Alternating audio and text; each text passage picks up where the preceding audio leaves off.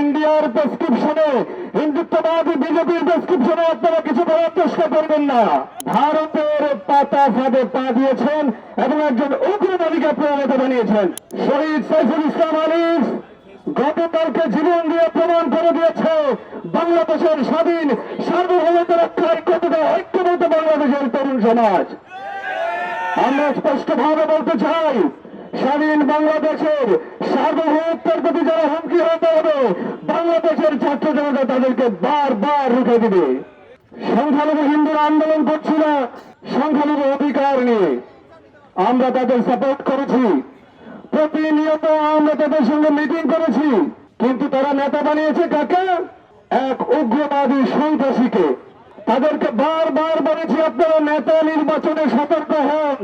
ভারতের পাতা ফাঁদে পা দিয়েছেন এবং একজন উগ্রবাদীকে আপনারা নেতা বানিয়েছেন, যার ফলাফল বাংলাদেশে আজকে এই নৈরাজ্য সৃষ্টি হয়েছে।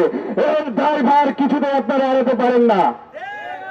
সংখ্যালঘু ভাই বোনদেরকে বলতে চাই, আপনাদের 8 দফা নিয়ে কিন্তু সরকার এবং বৈষম্যবিরোধী ছাত্র আন্দোলন বারবার ইতিবাচক মানসিকতা দেখিয়েছে, কিন্তু এই ইতিবাচক মানসিকতাকে আপনাদের উগ্রবাদী কিছু নেতা দুর্বলতা ভেবেছে। আমি সাবধান করে বলতে চাই, ইন্ডিয়ার প্রেসক্রিপশনে, হিন্দুত্ববাদী বিজেপির প্রেসক্রিপশনে আপনারা কিছু বলার চেষ্টা করবেন না। বাংলাদেশের স্বাধীনভাবে বাংলাদেশে আর কখনো এই আপনাদের এই প্রতারণা, এই পাতা ফাঁদকে মেনে নিবে না।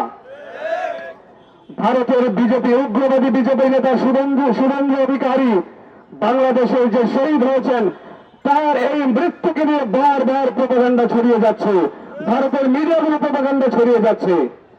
আমরা বাংলাদেশের সাংবাদিক, দেশপ্রেমিক সাংবাদিক ভাইদেরকে অনুরোধ করব, মিডিয়ার মাধ্যমে ভারতের এই গতি মিডিয়ার প্রতি আপনারা দাঁত ভাঙা জবাব দিন। বাংলাদেশের স্বাধীনতার সার্বভৌমত্ব রক্ষায় আপনাদের যে দায়িত্ব, সেই দায়িত্ব আপনারা পালন করুন। আমরা যে কোনো ধরনের সাম্প্রদায়িক উস্কানির বিরোধিতা করি, যে কোনো ধরনের সাম্প্রদায়িক হামলার নিন্দা জানাই, কিন্তু আমরা স্বাধীন সার্বভৌম বাংলাদেশকে রক্ষা করার জন্য পিছু পা হবে না। মিডিয়া প্রপাগান্ডা, ইন্ডিয়ান উগ্রবাদীদের ষড়যন্ত্র সম্পর্কে নীরব নই, আমরা সবই জানি, কিন্তু আমরা নীরব আছি বাংলাদেশের সাম্প্রদায়িক সম্প্রীতি রক্ষার্থে। এই জন্য আজকে শোক সাম্প্রদায়িক সম্প্রীতি সমাবেশ ডেকেছি। শহীদ আলিফের বাবা তার সন্তানের লাশের সামনে দাঁড়িয়ে সাম্প্রদায়িক সম্প্রীতি ডাক দিয়েছে। আপনারা এই ব্যাপারটি মাথায় রাখুন, শান্ত থাকুন, শান্ত থেকে এই যে ষড়যন্ত্র হচ্ছে, এই ষড়যন্ত্রের বিরুদ্ধে আপনারা ঐক্যবদ্ধভাবে লড়াই করুন। আমাদের ঐক্যবদ্ধতা পারেই, আমাদের ঐক্যবদ্ধতাই পারে স্বাধীন বাংলাদেশের সার্বভৌমত্ব রক্ষা করতে।